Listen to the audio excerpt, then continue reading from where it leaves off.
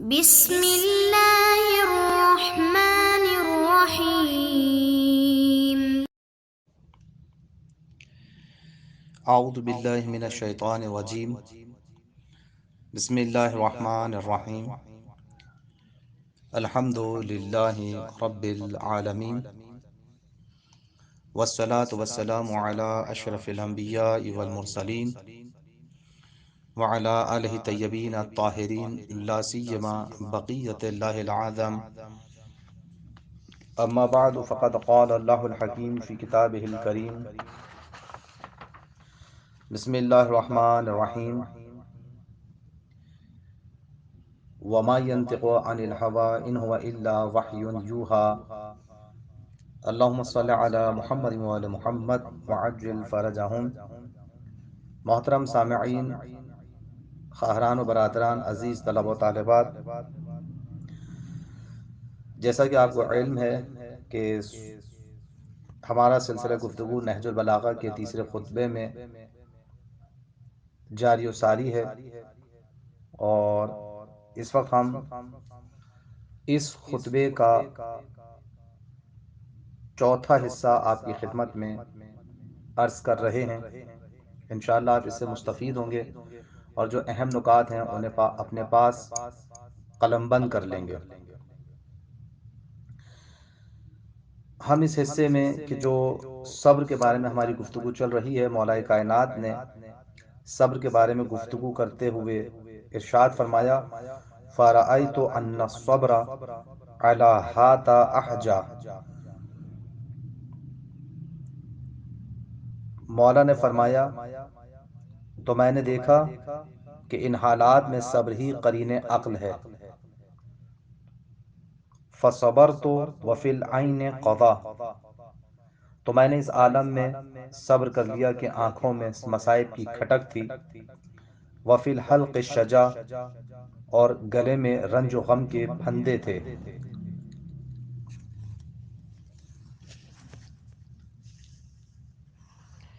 ارا تراثی نہبا،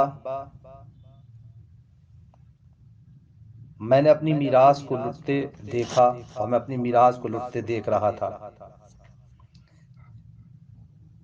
یہاں تک ہم نے گفتگو آپ کی خدمت میں پیش کی تھی کہ مولا کائنات نے اپنا درد دل بیان کیا، اور اس کے بعد پھر یہ بات کہی کہ جو آج موضوع گفتگو بن رہی ہے، مولا کائنات نے سلسلے کو آگے بڑھاتے ہوئے پھر یہ بات کہی، فَيَا عَجَبًا بَيْنَهُ وَيَسْتَقِيلُهَا فِي حَيَاتِهِ اِذْ أَقَدَهَا لِآخَرَ بَعْدَ وَفَاتِهِ۔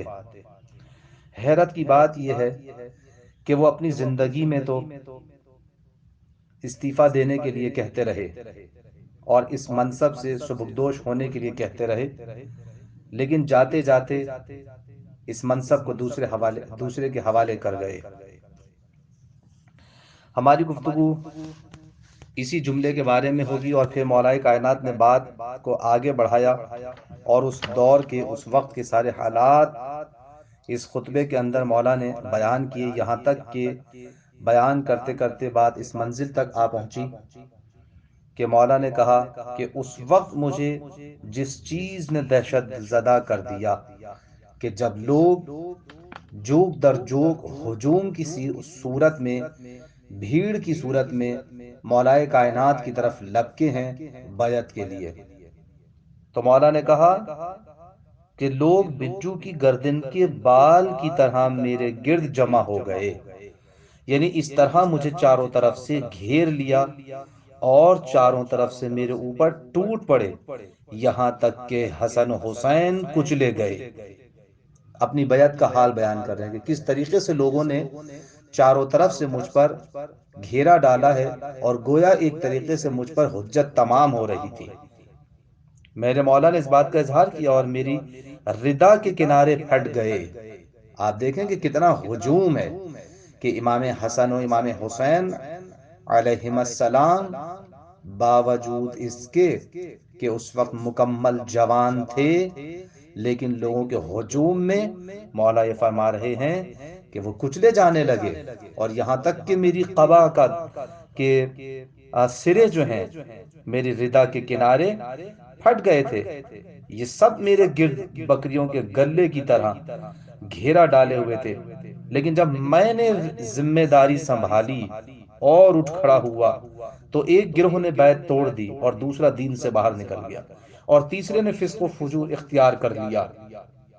جیسے ان لوگوں نے یہ ارشاد الہی سنا ہی نہیں ہے کہ یہ دار آخرت ہم صرف ان لوگوں کے لیے قرار دیتے ہیں جو دنیا میں بلندی اور فساد نہیں چاہتے ہیں، اور عاقبت صرف اہل تقوی کے لیے ہے۔ تو آپ نے عزیزان محترم ملاحظہ فرمایا مولا کائنات کے اس جملے کو کہ جس میں آپ نے یہ فرمایا ہے فَيَا عَجَبًا بَيْنَهُ وَيَسْتَقِيلُهَا فِي حَيَاتِهِ، لفظ یستقیل کے اوپر مجھے گفتگو کرنی ہے۔ اذ عقدها لآخر بعد وفاته، تعجب ہے کہ وہ زندگی میں تو اسے چھوڑنے کے لیے کہتے تھے لیکن جاتے جاتے اسے دوسرے کے حوالے کر گئے۔ یستقیلها اس کا مطلب کیا ہے؟ توجہ فرمائیے گا کہ مولا کائنات نے اس جملے کے اندر اس بات کی طرف اشارہ کیا ہے کہ جسے ان کے مقابل نے لوگوں کی بیعت اور حکومت سنبھالنے کے بعد بھرے مجمع میں بیان کیا تھا اور کہا تھا اقیلونی فلست بخیرکم، مجھے چھوڑ دو، میں تم میں بہترین نہیں ہوں۔ تو عزیزان محترم آپ اگر اس جملے کو ملاحظہ فرمائیں، یستقیلھا اور اقیلونی، یہ دو جملے ہیں، ایک مولا کائنات کی طرف سے صادر ہوا جو نہج البلاغہ کے اس تیسرے خطبے میں موجود ہے، فَيَا عَجَبًا بَيْنَهُ وَيَسْتَقِيلُهَا، اور دوسرا وہ جملہ ہے کہ جو مولا کے مقابل نے منصب خلافت سنبھالنے کے بعد، بیعت لینے کے بعد مجمع غفیر میں یہ اعلان کیا اقیلونی لست بخیرکم، لوگوں کے سامنے اس بات کا اعلان کیا۔ تو آپ یہاں پہ دیکھیں، یہاں پہ معروف شارع نہج البلاغہ عالم اہل سنت جناب ابن الحدید نے اس جملے کی دو عبارات کو نقل کیا ہے۔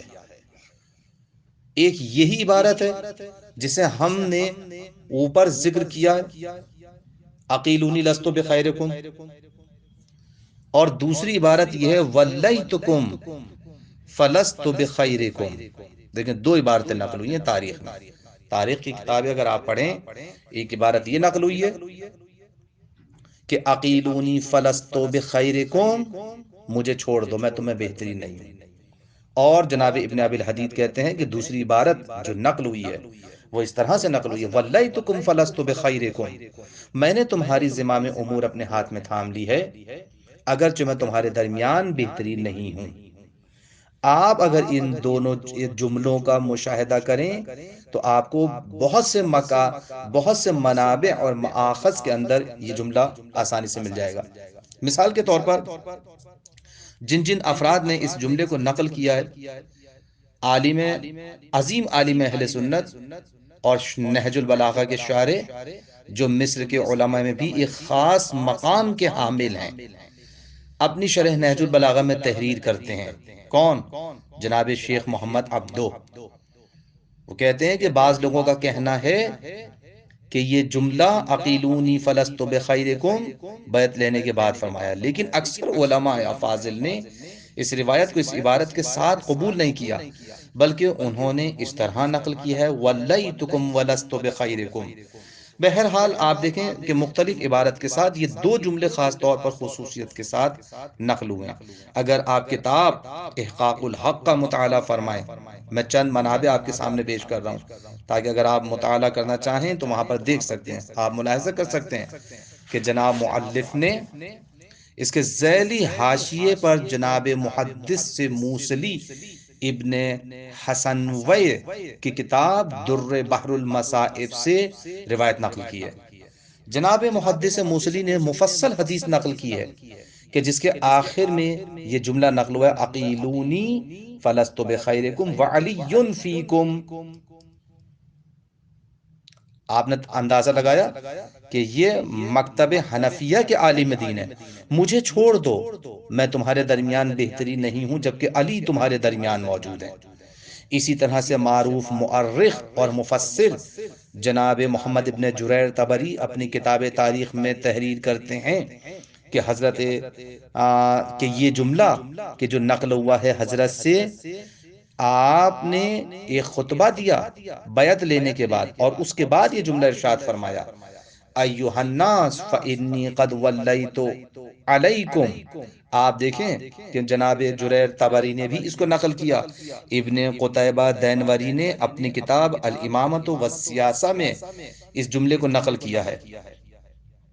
بہرحال جتنی بھی عبارتیں اور جتنی بھی کتابوں کے اندر یہ جملہ نقل ہوا ہے، ان سے یہ بات واضح ہو جاتی ہے، مذکورہ بیانات سے واضح ہو جاتا ہے کہ یہ روایت بہرحال جس طرح بھی نقل ہوئی ہو، ان سے یہ بات واضح ہو جاتی ہے کہ یہ جملہ صادر ہوا ہے، اور انہوں نے اس بات کا اعلان کیا ہے کہ وہ عہدہ قبول کرنے میں مائل نہ تھے، یا یہ کہ انہیں اس عہدے کی پرواہ نہ تھی، یا یہ کہ وہ حضرت علی علیہ السلام کے ہوتے ہوئے اپنے آپ کو اس عہدے کا حقدار نہیں سمجھ رہے تھے۔ بہرحال جو بھی حقیقت ہو، لیکن ان کی زندگی کے آخری ایام میں کہ جو انہوں نے عمل انجام دیا ہے وہ اس کی تصدیق نہیں کرتا ہے، کیونکہ آپ دیکھیں جملوں سے یہ بات واضح ہو رہی ہے کہ وہ مائل نہیں ہیں، لیکن حضرت علی علیہ السلام نے اسی جملے کی طرف اشارہ کیا ہے کہ فَيَا عَجَبَ يَسْتَقِيلُهَا، کہ وہ اپنی زندگی میں تو اس بات کا اعلان کر رہے تھے جیسا کہ ہم نے منابع سے ذکر کیا ہے، لیکن جاتے جاتے ان کا عمل ان کے اس قول کے برخلاف ہے۔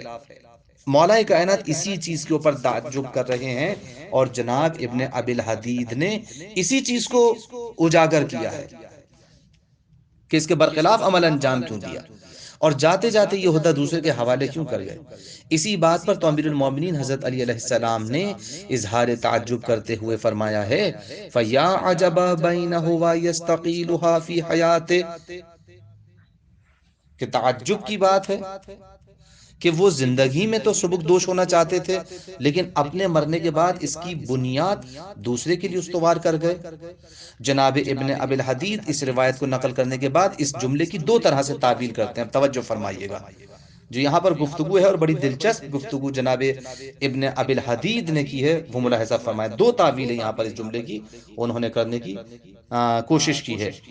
پہلی یہ ہے کہ وہ کہتے ہیں کہ جو لوگ امامت میں افضل ہونے کی شرط نہیں مانتے، کیونکہ دیکھیں دو ہی مکاتب فکر ہیں، ایک مکتب یہ ہے کہ جو امامت میں افضلیت کو شرط مانتے ہیں کہ جو سب سے افضل ہوگا وہی منصب امامت کا حقدار ہے، اور دوسرا مکتب فکر یہ ہے کہ وہ افضلیت کو شرط نہیں مانتے ہیں۔ تو جناب ابن ابی الحدید کہتے ہیں کہ جو لوگ امامت میں افضل ہونے کو شرط نہیں مانتے ہیں، وہ اسی جملے سے استدلال کرتے ہیں کہ افضل ہونا شرط خلافت و ولایت نہیں ہے، کیونکہ روایت میں واضح طور پر کہا گیا ہے کہ میں تم میں بہترین اور افضل نہیں ہوں، اور جن لوگوں نے اس جملے کو نقل کیا ہے ان کا کہنا ہے کہ جناب جن بزرگوار سے یہ جملہ نقل ہوا ہے، ان کے اس جملے کے ذریعے یہ جاننا چاہتے تھے، لوگوں کے عقیدوں کو جاننا چاہتے تھے، لوگوں کے نظریات کو جاننا چاہتے تھے کہ ان کی بیعت کا کون مخالف ہے اور کون موافق ہے۔ جب کسی نے مخالفت نہیں کی تو سمجھ گئے کہ لوگ دل سے ان کی بیعت پر رضامند ہیں، لہٰذا انہوں نے جب آخری ایام میں اپنے بعد دوسرے کو معین کیا تو کسی نے اعتراض نہیں کیا۔ ایک یہ تعویل پیش کی گئی ہے کہ یہ چیز در حقیقت جن کے نزدیک شرط نہیں ہے ان کے لیے یہ جملہ قابل قبول ہے، اور اس کو اگر دیکھا جائے، اگر توجہ فرمائیں آپ تو معلوم ہوگا کہ جناب ابن ابی الحدید کی بیان کردہ تعویل صحیح نہیں ہے، کیونکہ انتخاب اور رائے دہی کا تقاضا یہ ہے کہ جب زمام حکومت ہاتھ میں لینے اور حکومت مضبوط ہونے سے پہلے رائے دہی طلب کریں، یہ تقاضا ہے، یہ قانون ہوتا ہے، نہ کہ حکومت مضبوط ہونے کے بعد لوگوں سے رائے حاصل کی جائے، کیونکہ حکومت قائم اور مضبوط ہونے کے بعد، اور وہ بھی صدر اسلام میں مخالفت کرنا کسی کے لیے کوئی آسان کام نہیں تھا۔ اس کے علاوہ اگر آپ ملاحظہ فرمائیں، مطالعہ فرمائیں، تو آپ کو اندازہ ہوگا کہ لوگوں کی اکثریت اس انتخاب پر خاموش تھی، انہوں نے اس بات کا اظہار نہیں کیا کہ وہ راضی ہیں یا نہیں ہیں۔ دوسری بات یہ ہے کہ اگر آپ نے اپنی حکومت و زمامداری کا آغاز ایک حجت قطعی دلیل سے کیا تھا اور کوئی واقعی اعتراض اور اشکال موجود نہیں تھا، آپ کے انتخاب پر کسی کو اعتراض نہیں تھا، تو توجہ فرمائیے گا، اگر کسی کو اعتراض نہیں تھا تو پھر کس وجہ سے آپ اپنے اس انتخاب و شائستگی میں تردید کر رہے ہیں، اور پھر اپنی اس زمامداری کو جاری رکھنے کے لیے دوبارہ رائے طلب کیوں کر رہے تھے؟ اس کے علاوہ اگر اور غور کریں آپ نیز یہ کہ اس پہ بھی توجہ کی جا سکتی ہے کہ عقیلونی ولستو بخیرکم، کہ اعتراف کے لیے بعض لوگوں کی بیان کردہ مذکورہ توجیحات وضاحتیں مناسب و متین نظر نہیں آتی ہیں، کیونکہ کسی کے اعتراف کو اس کے حقیقی معنی پر ہی حمل کیا جاتا ہے، جبکہ اس کے لیے کسی بھی قسم کی توجیح و وضاحت کے لیے کسی قرینے کی ضرورت ہوتی ہے، جبکہ یہاں وضاحت کے لیے کوئی قرینہ موجود نہیں ہے۔ توجہ فرمائیں، بقول آیت اللہ مکارم شیرازی دامت برکاتہ، آغا فرماتے ہیں کہ یہ اعتراف ہر عدالت میں ایک واقعی اور حقیقی اعتراف کے طور پر قابل قبول ہے، اور اس کے مقابلے میں کسی بھی قسم کا عذر قابل قبول نہیں مگر اس کا کوئی واضح اور روشن منبع اور ماخذ موجود ہو، جبکہ ایسا نہیں ہے۔ اب دوسری توجیہ فرمائیں، توجہ فرمائیے گا، دوسری توجیہ جو جناب ابن ابی الحدید نے اس کی دوسری تعویل اس طرح پیش کی ہے کہ وہ کہتے ہیں کہ جس طرح اس طرف سے یہ جملہ نقل ہوا ہے کہ مجھے چھوڑ دو، میں تمہیں بہتری نہیں ہوں، اسی طرح کا جملہ نہج البلاغہ میں حضرت علی علیہ السلام سے بھی تو نقل کیا گیا ہے۔ لہٰذا اگر آپ یہ کہہ رہے ہیں کیونکہ وہ اس بنیاد پہ اس منصب کے حقدار نہیں ہے کہ وہ خود اعتراف کر رہے ہیں کہ میں تم میں بہتری نہیں ہوں، تو جناب ابن ابی الحدید کہتے ہیں کہ آپ ذرا نہج البلاغہ کا جملہ بھی تو ارشاد فرمائیں، توجہ فرمائیں، مولا کائنات کیا کہہ رہے ہیں وہاں پر؟ مولا کائنات کے پاس جب سب کے سب لوگ ہجوم کی صورت میں آئے، حاضر ہوئے، تو آپ نے اس موقع پر یہ فرمایا تھا دعونی والتمسو غیری، توجہ فرمائیے گا، دعونی والتمسو غیری فانا لکم وزیرا خیر منی لکم امیرا، یعنی مجھے چھوڑ دو اور اس خلافت کے لیے جاؤ کسی اور کو تلاش کر لو، اور میرا تمہارے دنیاوی مفاد کے لیے امیر ہونے سے وزیر ہونا بہتر ہے۔ دعونی، دیکھیں مولا کائنات بھی یہ جملہ کہہ رہے ہیں، یہی تو جناب ابن ابی الحدید نے اعتراض وارد کیا ہے کہ اگر آپ اس طرف یہ بات کہتے ہیں کہ انہوں نے کہا ہے کہ میں تم میں بہترین نہیں ہوں، تو مولا کائنات کا بھی جملہ موجود ہے، اس کی آپ کیا تعویل کریں گے؟ تو آپ دیکھیں لہٰذا اس بنا پر امیر المومنین نے ابتدا میں خلافت سے اظہار کراہت کیا اور اس کے بعد اس عہدے کو اپنا لیا تھا۔ ہم یہاں پر اب دیکھیں اس کا جواب سنیے، ہم جناب ابن ابی الحدید سے ہم مخاطب ہو کر کہیں گے کہ توجہ فرمائیے گا، جناب ابن ابی الحدید نے بہت اچھے طریقے سے ان دو جملوں کو ملانے کی کوشش کی ہے، ان کی تعویل کرنے کی کوشش کی ہے، لیکن پہلے جملے کی جو تعویل انہوں نے کی، پہلی تعویل جو کی، اس کی حقیقت ہم نے آپ کے سامنے بیان کر دی ہے۔ اب دوسری تعویل جو وہ پیش کر رہے ہیں کہ مولا کائنات نے بھی یہی جملہ کہا ہے دعونی والتمسو غیری فانا لکم وزیرا، ہم یہاں جناب ابن ابی الحدید کی خدمت میں عرض کرنا چاہیں گے کہ آپ کی یہ عرض داشت در حقیقت قیاس مال فارق ہے۔ قیاس مال فارق ہے یعنی کیا مطلب؟ مطلب یہ ہے یعنی آپ کے قیاس کے دونوں طرف کے مقدموں کی علت مشترک نہیں ہے، آپ کے دونوں طرف کے مقدمے جو ہیں، آپ کے قیاس کی دونوں دلیلیں جو ہیں، ان کے دونوں جملوں میں فرق پایا جاتا ہے۔ کہاں وہ جملہ عقیلونی ولستو بخیرکم، اور کہاں مولا کائنات کے جملہ، دونوں جملوں کے اندر فرق ہے۔ وہ فرق کیا ہے؟ اس کی وجہ یہ ہے کہ دونوں میں فرق پایا جاتا ہے۔ کیا وجہ ہے اس میں؟ کیا فرق ہے؟ پہلی بات تو یہ ہے کہ تاریخی اعتبار سے اس میں کوئی شک و شبہ نہیں ہے کہ حضرت علی علیہ السلام نے یہ جملہ اس وقت ارشاد فرمایا تھا کہ جب کہ لوگ ہجوم کی صورت میں جمع ہو کر آپ کی خدمت میں آئے تھے اور آپ سے زمام مملکت سنبھالنے کی درخواست کر رہے تھے، تو ابھی آپ نے کسی سے نہ کوئی بیعت لی تھی نہ حکومت سنبھالی تھی، بلکہ بیعت لینے سے بھی پہلے آپ نے جملہ ارشاد فرمایا تھا، توجہ فرمائی آپ نے، کہ جاؤ کسی اور کو تلاش کرو. جیسا کہ اس خطبے کی تاریخ صدور کے بارے میں یہ جملہ موجود ہے، جتنی کتابیں آپ اٹھا کے دیکھیں، نہج البلاغہ کا یہ خطبہ موجود، سب جگہ پر اس جملے کو لکھا گیا ہے کہ کیا لکھا ہے؟ وَمِن خُطْبَةٍ لَهُ لَمَّا أُرِيدَ عَلَى الْبَيْعَةِ.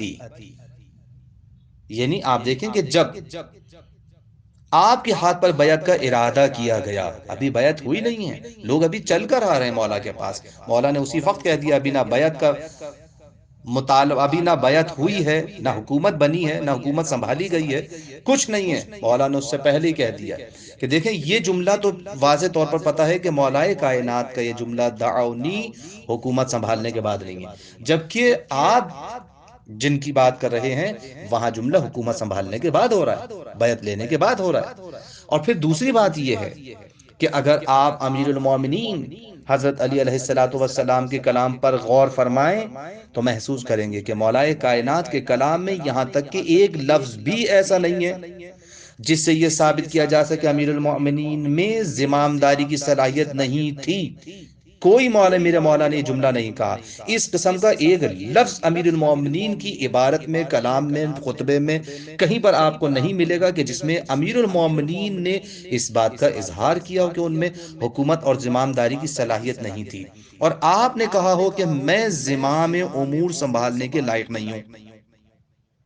بلکہ آپ نے تو خود ہی اس عہدے کو قبول نہ کرنے کی وجہ بیان فرمائی ہے. فَإِنَّا مُسْتَقْبِلُونَ أَمْرًا لَهُ وُجُوهٌ وَأَلْوَانٌ لَا تَقُومُ لَهُ الْقُلُوبُ وَلَا تَثْبُتُ عَلَيْهِ الْعُقُولُ. میرے مولا نے جملہ فرمایا، توجہ فرمائے، نہج البلاغہ خطبہ نمبر 92، خطبہ نمبر 92 اٹھا کے دیکھیں، اس میں میرے مولا نے جملہ واضح طور پہ فرمایا کہ میں قبول کرنے کے لیے تیار کیوں نہیں ہوں. یعنی اس وجہ سے نہیں کہا ہے کہ میرے اندر صلاحیت نہیں ہے، نہیں، ہرگز میرے مولا نے یہ بات نہیں کہی ہے. مولا نے خود وضاحت فرمائی ہے ہمارے سامنے وہ معاملہ موجود ہے جس کے بہت سے رنگ اور رخ ہیں، جن کی نہ دلوں میں تاب ہے اور نہ عقلیں جنہیں برداشت کر سکتی ہیں. پھر فرمایا دیکھو افق عالم پر کس قدر گھٹائیں چھائی ہوئی ہیں. عزیزان محترم طلبہ و طالبات، عزیز برادران و خواہران، معزز سامعین، اگر آپ ان جملوں کی قدر و قیمت کو سمجھیں تو میرے مولا در حقیقت ان حالات کو بیان کر رہے ہیں کہ تم جس حالات میں میرے پاس آ رہے ہو، تم دیکھ لو کہ افق عالم پر گھٹائیں چھائی ہوئی ہیں. پیغمبر کے چلے جانے کے بعد افق آسمان، یوں کہا جائے کہ آسمان اسلام پر گھٹائیں چھا چکی ہیں کہ راستے پہچاننے میں نہیں آتے. لہٰذا یاد رکھو کہ اگر میں نے بیعت کی دعوت کو قبول کر لیا، یہ میرے مولا متوجہ کر رہے ہیں، تو تمہیں اپنے علم ہی کے راستے پر چلاؤں گا اور کسی کی کوئی بات یا سرزش نہیں سنوں گا. واضح طور پر میرے مولا نے جملے ارشاد فرمائے. یاد رکھو یہ میرا طرز حکومت ہوگا جس طرح سے میں چلاؤں گا. اگر تم میرے اس طرز حکومت کو برداشت نہیں کر سکتے ہو تو پھر مجھے چھوڑ دو اور کسی دوسرے کو تلاش کر لو، اور تمہاری طرح ایک فرد کی حیثیت سے زندگی گزاروں گا میں بھی، اور جو مجھ پر ذمہ داری عائد کی جائے گی اسے پورا کروں گا. یہاں تک کہ میرے مولا نے جملے کہا کہ تمہیں مشورہ دیتا رہوں گا اور تمہاری مدد کرتا رہوں گا. اور دیکھیں میرے مولا نے اپنی پوری زندگی میں اس بات کو ثابت کر کے دکھایا. توجہ فرمایا میرے عزیزان محترم. میں یہاں پر ایک جملہ عرض کرنا چاہوں گا یہاں پر روک کر. امیر المومنین تو ان لوگوں سے یہ بات کہہ دی تھی نا کہ جنہوں نے آپ کو ابھی تک اپنا ولی نہیں مانا تھا کہ میں تمہاری مدد کرتا رہوں گا. عجیب بات ہے کہ ہم تو انہیں اپنا ولی برحق مانتے ہیں یا نہیں مانتے؟ ہم نے انہیں اپنا ولی برحق مانا یا نہیں مانا؟ ہم نے انہیں اپنا سرپرست مانا یا نہیں مانا؟ ہم نے انہیں اپنا امام مانا یا نہیں مانا؟ پہلا امام مانا، پہلا ولی حق مانا، یہی ہے نا؟ پھر بھی اگر ہم ان کی بات نہ مانیں تو کتنے افسوس کا مقام ہے، نہیں ہے؟ کیا مولا کائنات اس بات پر گریہ نہیں کریں گے؟ کیا امام زمانہ علیہ السلام اس بات پر گریہ نہیں کریں گے کہ جو نہیں مانتے تھے وہ تو نہیں مانتے تھے، لیکن تم نے تو ماننے کا دعویٰ کیا ہے نا کہ ہم تو آپ کو مانتے ہیں، تو بتاؤ پھر تمہاری یہ ساری ماننے والی باتیں کہاں ہے؟ تم نے تو ہماری حکومت کو تسلیم کیا ہے نا، تم نے تو ہماری ولایت کو تسلیم کیا ہے. دنیا نے مانا یا نہیں مانا، تم ہمیں اپنا سرپرست مانتے ہو یا نہیں مانتے ہو؟ اگر مانتے ہو تو بتاؤ پھر تمہارے گھروں کے اندر ہماری حکومت ہے یا نہیں ہے؟ تمہارے دلوں پر بتاؤ ہماری حکومت ہے یا غیروں کی حکومت ہے؟ تمہارے شادی بیاہوں سے پتہ چلتا ہے کہ تمہارے دلوں پر کس کی حکومت ہے۔ تمہارے رہن سہن سے پتہ چلتا ہے کہ تمہارے دلوں پر کس کی حکومت ہے۔ جب تم دفتروں میں بیٹھ کر حرام رزق کما رہے ہوتے ہو، حرام روٹی کماتے ہو، تو پتہ چلتا ہے کہ تم کس کی ولایت کے زیر سایہ زندگی گزار رہے ہو۔ کیا تم اس قابل ہو کہ تم نے ہماری ولایت کا دعویٰ کیا کہ ہم آپ کی ولایت کو تسلیم کرتے ہیں؟ اگر تم نے ہماری ولایت کو تسلیم کیا ہے تو پھر حرام کیوں لیتے ہو؟ اگر تم نے ہماری ولایت کو مان لیا ہے تو پھر بتاؤ غیروں کے نقش قدم پہ کیوں چلتے ہو؟ اگر تم نے ہماری ولایت کو تسلیم کیا ہے تو پھر بتاؤ غیروں کی طرح زندگی کیوں گزارتے ہو؟ اگر تم نے ہماری ولایت اور حکومت کو اپنے دلوں پر رائج کیا ہے تو بتاؤ پھر تمہارا طرز زندگی میں تبدیلی کیوں نہیں آتی؟ تمہارے گھروں کے اندر تبدیلی کیوں نہیں آتی؟ تمہارے طرز معاش میں فرق کیوں نہیں آتا؟ تمہارے طرز زندگی کے اندر فرق کیوں نہیں پیدا ہوتا؟ اب گریہ نہ کریں مولا کائنات تو کیا کریں؟ مولا کائنات کا اصلی وارث حقیقی امام زمانہ علیہ الصلوۃ والسلام ہماری اس حالت پر اگر شب و روز آنسو نہ بہائیں تو کیا کریں؟ امام علی علیہ السلام 25 سال روئے ہیں، لیکن وارث امام علی آج تک رو رہا ہے، گریہ کر رہا ہے۔ کس کی حالت دیکھ کر؟ چاہنے والوں کی کہ جو دعوی محبت کرتے ہیں۔ توجہ کیجیے گا۔ اب آگے بڑھیں، دیکھیں شرط ولایت و خلافت کے بارے میں جو میں گفتگو کر رہا ہوں کہ ولایت کے بارے میں شرط کیا ہے۔ یہاں پر جناب ابن حبیل حدید کہتے ہیں کہ یہ بات اس وقت درست ہے۔ دیکھیں ہمارا عقیدہ کیا ہے؟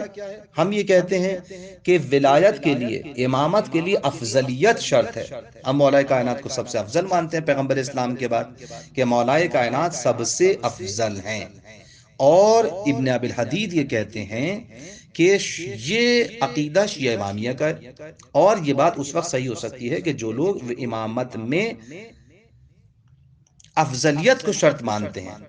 یہاں ہم کہیں گے کہ جناب ابن ابی الحدید آپ کی یہ بات عقل و منطق اور آیات و روایات کی روشنی میں بالکل درست نہیں ہے کہ آپ یہ کہیں کہ ولایت و خلافت و منصب امامت میں افضلیت شرط نہیں ہے۔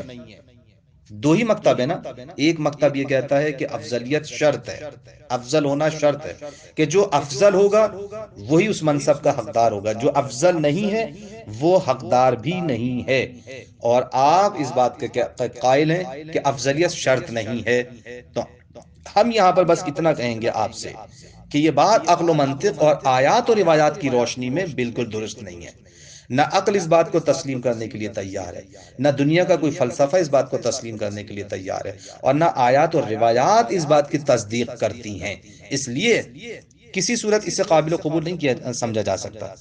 قبل اس کے کہ میں آپ کی خدمت میں آیات اور روایات کی روشنی میں اس شرط افضلیت کا جائزہ لوں، خود امیر المومنین حضرت علی علیہ السلام کے نہج البلاغہ میں موجود کلام سے استدلال کرتے ہیں ہم یہاں کہ آپ نے امر ولایت و خلافت میں افضلیت کو لازمی شرط قرار دیا۔ خود مولا کائنات نے، امیر المومنین کو تو سب مانتے ہیں نا، یہ اور بات ہے کوئی پہلا مانے کوئی چوتھا مانے، اس میں تو کسی کو کوئی اختلاف نہیں، لیکن مانتے سب ہیں۔ اور خود مولا کائنات کی بات حجت ہے سب کے لیے۔ اور آپ دیکھیں میرے مولا نے کیا کہا ہے، آپ فرماتے ہیں یا ایھا الناس ان احق الناس بهذا الامر اقواهم علیہ واعلمهم بامر اللہ فیہ۔ خطبہ نمبر 173، خطبہ نمبر 173، نوٹ کر لیں اپنے پاس۔ یعنی اے لوگوں یاد رکھو، اس امر کا سب سے زیادہ حقدار وہ ہے جو سب سے زیادہ طاقتور اور دین الہی کا واقف کار ہو۔ تو جو انسان جس کے پاس طاقت ہے، قوت جسمی ہے اور علم دین سے واقف ہے، وہ اس کے لیے یہ سزاوار ہے اور وہی اس کا حقدار ہے۔ اس خطبے میں امیر المومنین نے واضح طور پر دو خصوصیات کی طرف اشارہ کیا۔ عزیزان محترم توجہ فرمائیے گا کہ میرے مولا نے دو خصوصیات کی طرف اس میں اشارہ کیا۔ وہ کون سی دو خصوصیات ہیں؟ اگر آپ میری آواز سن رہے ہیں تو انہیں توجہ سے اپنے پاس قلم بند کیجیے گا۔ دو خصوصیات میرے مولا نے اس میں بیان کی ہیں، کون سی ہیں؟ کہ جسمی اعتبار سے بھی قوی ہونا چاہیے اور علمی اعتبار سے بھی مضبوط ہونا چاہیے۔ یہ ہیں وہ دو صفات جو میرے مولا نے اس خطبہ نمبر 173 کے اندر بیان کی ہیں کہ حقدار منصب کا وہ ہے کہ جو جسمی اعتبار سے بھی قوی ہو اور علمی اعتبار سے بھی قوی ہو۔ اب ذرا آیات بھی ملاحظہ فرمائیں، توجہ کیجئے گا۔ پہلی آیت میں آپ کی خدمت میں پیش کر رہا ہوں۔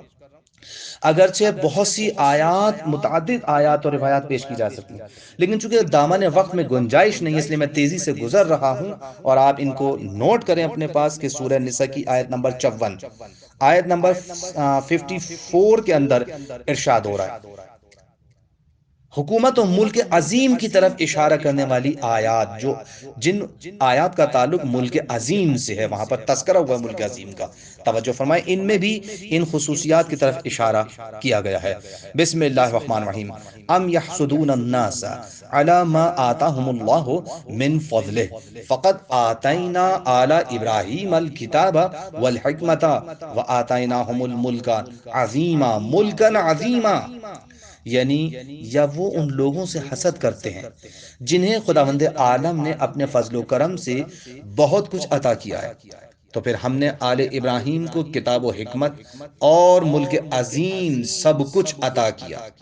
پس اس آیت کی روشنی میں بھی وہی صاحب ولایت و خلافت ہے جس کے پاس علم ہے، قدرت اور قدرت پائی جاتی ہے۔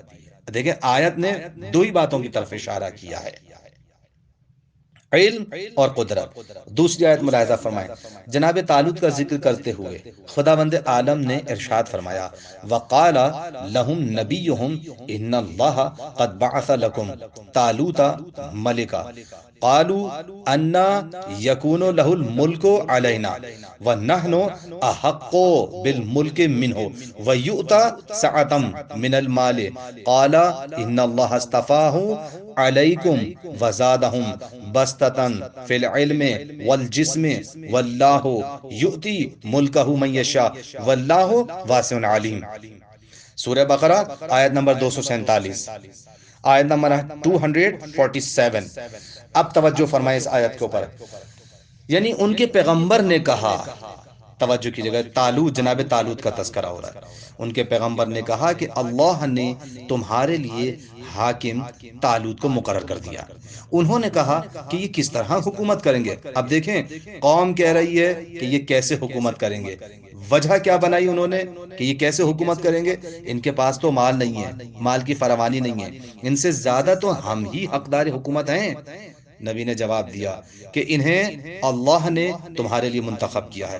دیکھا آپ نے کہ نبی جواب کیا دے رہے ہیں؟ دیکھو میں نے ان کو منتخب نہیں کیا، اللہ نے منتخب کیا ہے، اور علم و جسم میں وسعت عطا فرمائی ہے۔ دو چیزیں اللہ نے منتخب کیا، علم و جسم میں وسعت عطا فرمائی، اور اللہ جسے چاہتا ہے اپنا ملک دے دیتا ہے کہ وہ صاحب وسعت بھی ہے اور صاحب علم و حکمت بھی ہے۔ توجہ فرمائی آپ نے؟ اس آیت کریمہ نے بھی افضلیت کو واضح طور پر بیان کیا ہے کہ مولائے کائنات کے ولایت و حکومت کا حق صرف اسی کو حاصل ہے کہ جس میں علم و جسم کے اعتبار سے افضلیت پائی جاتی ہے۔ حالانکہ اگر آپ غور فرمائیں تو دیکھیں کہ طالوت کی مخالفت کرنے والے بھی ولایت و سرپرستی کے لیے افضلیت کا انکار نہیں کر رہے تھے۔ طالوت کی مخالفت کرنے والوں نے بھی طالوت کی مخالفت ضرور کی، لیکن افضلیت کی مخالفت نہیں کی، افضلیت کے قائل تھے، اسی لیے تو کہہ رہے تھے کہ یہ کس طرح ہمارے اوپر حکومت کریں گے، کیونکہ ان کے پاس تو مال و متاع بھی کچھ نہیں ہے۔ فرق بس اتنا ہے کہ یہ لوگ افضلیت کا معیار مال و متاع کو قرار دے رہے تھے، جبکہ اللہ نے واضح طور پر اعلان کیا کہ ہم نے طالوت کو اس لیے یہ ولایت و ملک عظیم عطا کیا ہے کہ ہم نے انہیں علم اور جسم میں قوت عنایت فرمائی ہے۔ اب تاریخ اسلام میں پیغمبر اکرم کے بعد کس کے پاس ایسا علم تھا؟ توجہ فرمائیے گا عزیزان قدر، تاریخ اسلام میں پیغمبر کے چلے جانے کے بعد کس کے پاس ایسا علم تھا، اور کس نے اور کس کے پاس ایسی جان تھی جیسا علم و قوت مولائے کائنات کے پاس تھی. کعبے سے آغوش رسالت میں آئے تھے تو یہ اعلان کرتے ہوئے آئے، یا رسول اللہ کیا پڑھوں؟ توریت پڑھوں، انجیل پڑھوں، قرآن پڑھوں؟ اور جب ماں نے بچے کو جھولے میں لٹا دیا اور گہوارے کے پاس اژدہا آیا تو اس کے منہ میں ہاتھ ڈال کر اس کو 2 ٹکڑے کر دیا. اس طرح مولا کائنات نے پہلے ہی مرحلے پر اپنی افضلیت کا اعلان کر دیا کہ اللہ نے مجھے علم بھی دے کر بھیجا ہے اور جسم کی قوت بھی عطا کی ہے. میری جوانی تو تم لوگ بعد میں دیکھو گے نا، بدر و احد، خیبر و خندق کے مارکے تو تم بہت بعد میں دیکھو گے. مجھے منبر پر سلونی کا دعویٰ کرتے ہوئے تو تم بعد میں دیکھو گے. مجھے ابھی پہچان لو، میں دنیا میں آیا ہوں تو علم و جسم کی توانائیاں لے کر آیا ہوں. اب بتاؤ مجھ جیسا افضل بشر کون ہوگا؟ کوئی نہیں ہے نا. تو یاد رکھو کہ اللہ نے مجھے ہی یہ منصب عنایت کر کے بھیجا ہے، اور یہ حق صرف مجھی کو حاصل ہے اور بس.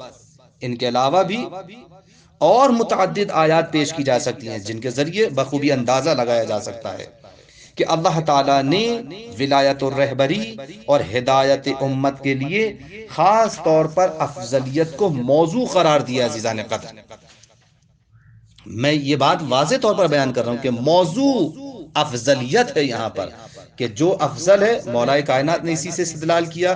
آیات اور روایات اسی چیز کی طرف بیان کر رہی ہیں. ایک آیت میں آپ کے سامنے اور پیش کروں اور پھر بات کو آگے بڑھاؤں گا. ارشاد خداوندی ہو رہا ہے سورہ یونس، قرآن مجید کا 10واں سورہ اور اس کی 35ویں آیت. ملاحظہ فرمائیے گا. ارشاد ہو رہا ہے افمن یہدی الی الحق احق ان یتبع امن لا یہدی الا ان یہدی فما لکم کیف تحکمون. توجہ کیجئے گا. اور جو حق کی ہدایت کرتا ہے اور وہ واقعا قابل اتباع ہے، یا جو ہدایت کرنے کے قابل بھی نہیں ہے مگر یہ کہ خود اس کی ہدایت کی جائے. تو اب آپ دیکھیں تو آخر تمہیں کیا ہو گیا، تم کیسے فیصلے کر رہے ہو؟ دیکھیں آیت نے واضح طور پر کہا کہ جو شخص ہدایت کرتا ہے واقعا قابل اتباع وہ شخص ہے کہ جو ہدایت کرتا ہے پروردگار کے حکم سے، یا وہ جو خود قابل ہدایت ہے، جو خود محتاج ہدایت ہے. تمہیں کیا ہو گیا ہے؟ تم کیسی باتیں کرتے ہو؟ یہ قرآن کریم ہے، یہ کوئی حدیث نہیں ہے، یہ کسی کا فتویٰ نہیں ہے، یہ کسی کے تاریخی جملے نہیں ہیں. عزیزان قدر، یہ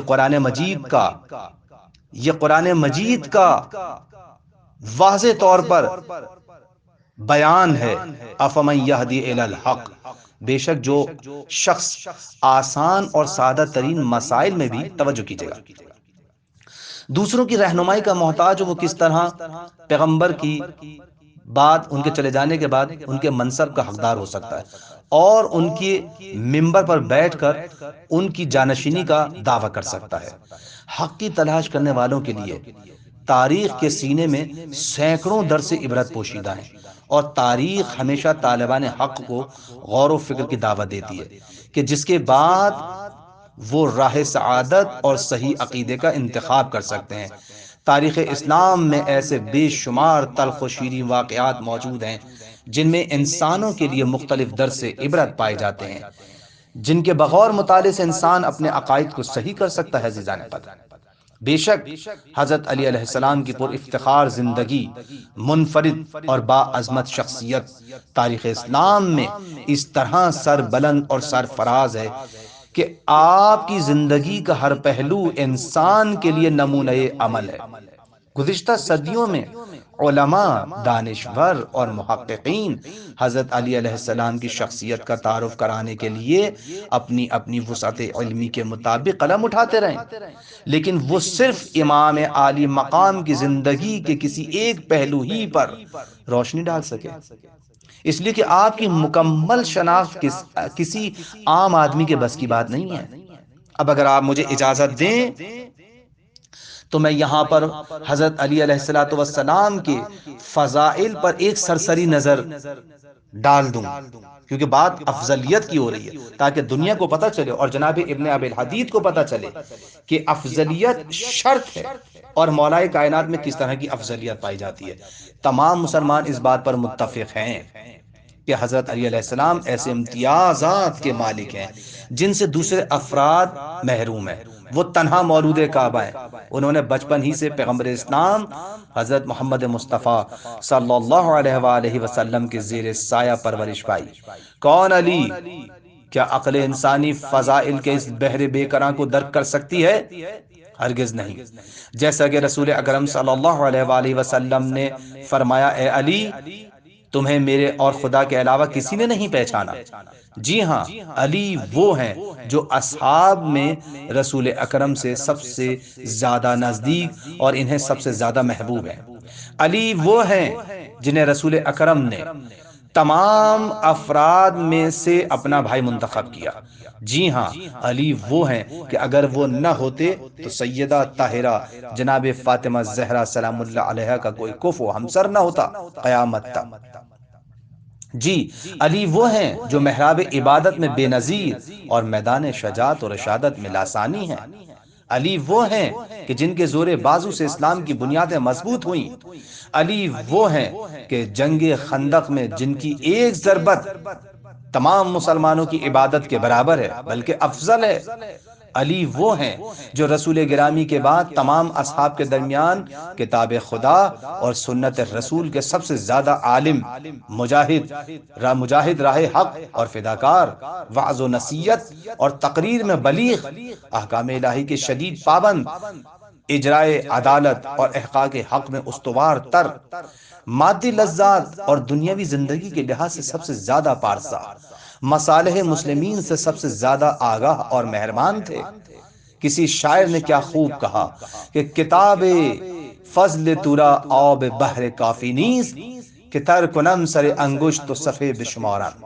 جی ہاں، حضرت علی علیہ السلام کے مقام و مرتبہ کے لیے یہی کافی ہے کہ رسول اکرم صلی اللہ علیہ وآلہ وسلم نے ارشاد فرمایا، لو ان الریاض اقلام والبحر مداد والجن حساب والانس کتاب ما احصوا فضائل علی بن ابی طالب۔ اگر تمام درخت قلم بن جائیں، سمندر سیاہی میں تبدیل ہو جائیں، جن حساب کرنے بیٹھ جائیں اور تمام انسان لکھنے بیٹھ جائیں، تب بھی علی ابن ابی طالب کے فضائل کا حساب نہیں کر سکتے۔ اور اسی طرح میرے مولا نے فرمایا، میرے بعد علی وہ بہترین انسان ہیں کہ سورج جس پر طلوع و غروب ہوتا ہے۔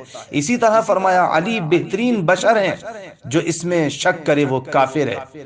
جی ہاں، اسی طرح ارشاد فرمایا، علی تم ہی طریق الہی ہو، تم ہی نبع عظیم ہو، صراط مستقیم ہو، مثل اعلیٰ ہو، امام المسلمین ہو، امیر المؤمنین ہو، اوصیاء میں بہترین ہو اور سید الصدیقین ہو۔ اور اس کے علاوہ سینکڑوں احادیث اور روایات شیعہ و اہل سنت کی کتب احادیث میں درج ہیں۔ جی ہاں، علی مرتضی ایسے گوہر یکتا ہیں کہ جہاں خلقت نے نہ ان کی مثل دیکھا ہے، نہ دیکھ پائے گا، نہ ان کے بارے میں جو کچھ کہا گیا، جی ہاں، ان کے بارے میں جو کچھ کہا گیا، جو ہم کہیں اور جو کچھ کہا اور لکھا جائے گا، یہ سب کچھ ان کی فضیلتوں اور عظمتوں کے بحر برکراں کا ایک قطرہ ہے۔ حضرت علی علیہ السلام وہ عظیم شخصیت ہیں جنہیں تمام مسلمانوں بلکہ یہاں تک کہ غیر مسلم دانشوروں نے بھی اچھے الفاظ سے یاد کیا ہے، اور کوئی آپ کے فضائل چھپانے میں کامیاب نہ ہو سکا۔ لہٰذا آج بھی آپ کے فضائل کا سورج روز روشن کی طرح درخشاں ہے، کیونکہ آپ خدا کا نور ہیں اور خدا کا نور کبھی خاموش نہیں ہو سکتا۔ آپ دیکھیں کتنی خوبصورت، میں دو تین مثالیں اگر آپ اجازت دیں تو یہاں پر بیان کر سکوں۔ جناب ام المومنین حضرت عائشہ رضی اللہ تعالی عنہا فرماتی ہیں، میں نے اپنے والد کو دیکھا کہ وہ بہت زیادہ علی بن ابی طالب کے چہرے کو دیکھا کرتے تھے۔ میں نے پوچھا، اے بابا، آپ علی کو اتنا زیادہ کیوں دیکھا کرتے ہیں؟ انہوں نے فرمایا، میں نے رسول خدا سے سنا ہے، وہ فرماتے ہیں علی کے چہرے کو دیکھنا، علی کے چہرے کی طرف نظر کرنا عبادت ہے۔ آپ نے غور کیا؟ اسی طرح سے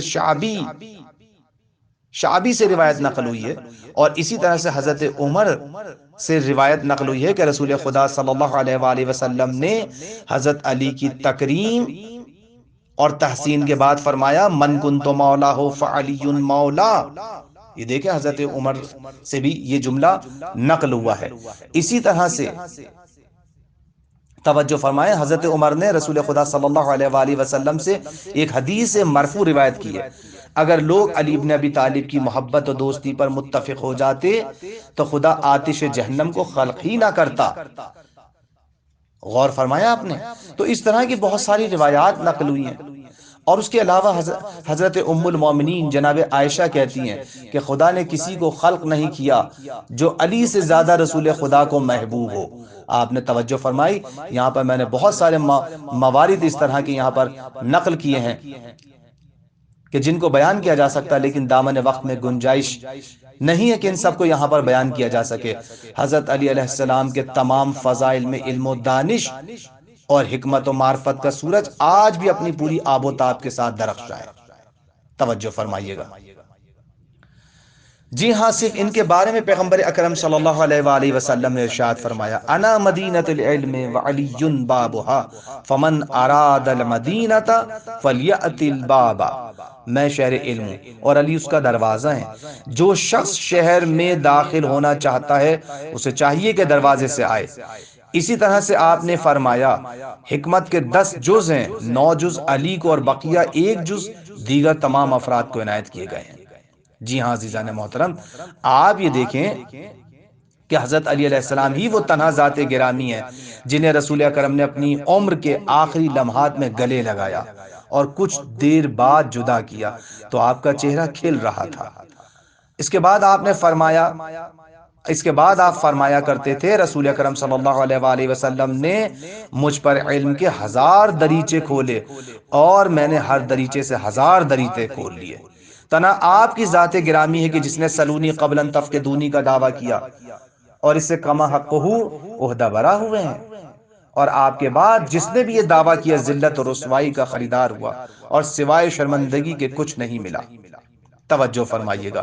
یہاں پہ اور بہت سارے مطالب یہاں پر پیش کیے جا سکتے ہیں کہ جن کو یہاں پر نقل کیا گیا ہے.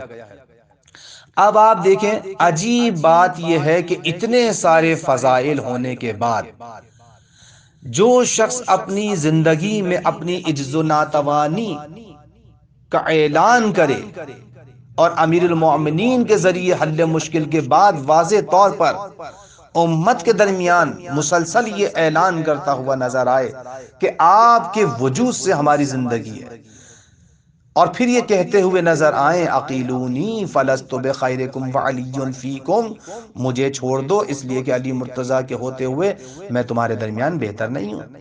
یہی وہ مقام ہے عزیزان محترم کہ جہاں انسان صدر اسلام کے مسلمانوں کے حال پر افسوس کر سکتا ہے کہ کس قدر عجیب بات ہے کہ انہوں نے سلونی قبلا تفقدونی کا دعویٰ کرنے والے کو خانہ نشین کر دیا اور اقیلونی فلست بخیرکم وعلی فیکم کا اقرار اور اعلان کرنے والی کی بیعت کر لی اور انہیں پیغمبر اکرم کی جگہ پر بٹھا دیا. غور کیا آپ نے؟ پس یہاں پر آپ دیکھیں مولا کائنات کی بارے میں جو جملہ حضرت عمر رضی اللہ تعالی عنہ سے نقل کیا گیا ہے، حضرت عمر سے جملے کو نقل کیا گیا ہے لولا علی لہلک عمر، یعنی اگر علی نہ ہوتے تو عمر ہلاک ہو جاتا. تو یہ جملہ آپ دیکھیں تاریخ کی بیشتر کتابوں کے اندر یہ جملہ موجود ہے. مثال کے طور پہ کتنی مرتبہ یہاں تک کہا گیا ہے کتابوں کے اندر کہ 70 مرتبہ سے زیادہ مرتبہ اس جملے کو نقل کیا گیا. جن کتابوں نے اس جملے کو نقل کیا جناب روزبہان نے ابطال الطالب میں نقل کیا، ابن حجر اسقلانی نے تہذیب التہذیب اور الاصابہ میں نقل کیا، ابن قتیبہ دینوری نے کتاب تعویل مختلف الحدیث میں نقل کیا، ابن حجر مکی نے سوائق محرقہ میں، جناب افندی نے ہدایت المرتاب میں، جناب ابن اسیر نے اسد الغابہ میں، جناب سیوطی نے تاریخ الخلفاء میں، اسی طرح سے جناب شبلنجی نے نور الابصار میں، جناب ابن صباغ مالکی نے فصول المحمہ میں، جناب ابن ابی الحدید نے شرح نہج البلاغہ میں، جناب قوشجی نے شرح تجرید میں، جناب ابن طلحہ شافعی نے کتاب السؤال مطالب السؤول میں، جناب ابن احمد بن حنبل نے مسند اور فضائل میں، جناب ابن جوزی نے تذکرۃ الخواص میں، اسی طرح ابن مغازلی نے مناقب وغیرہ میں نقل کیا۔ لیکن آپ دیکھیں یہاں اتنے سارے فضائل ہونے کے باوجود دنیا نے مولا کائنات کو کس طرح سے یک و تنہا چھوڑ دیا۔ پس عزیزان محترم، یہاں پر میں یہی کہنا چاہوں گا کہ دنیا نے تو مولا کائنات کے ساتھ جو کیا یا جس طرح سے بھی ان کو مانا، لیکن جو یہ دعویٰ کرتے ہیں کہ ہم ولایت علی کے ماننے والے ہیں اور ان کے نقش قدم پر چلنے والے ہیں، انہیں بہرحال اپنی زندگی کو اس طریقے سے بنانے کی ضرورت ہے جس طرح سے میرے مولا چاہتے ہیں، جس طرح سے میرے مولا کے جانشین برحق امام زمان علیہ الصلوۃ والسلام چاہتے ہیں۔ بس عزیزان محترم، یہاں پر میری عرضداشت آپ کی مقدس خدمتوں میں تمام ہوتی ہے۔ میں آپ سے اجازت چاہوں گا۔ والسلام علیکم ورحمۃ اللہ وبرکاتہ۔ سبسکرائب کیجئے ذکر ٹی وی اور اس علم کے سفر میں ہمارے قدم کے ساتھ قدم ملائیے۔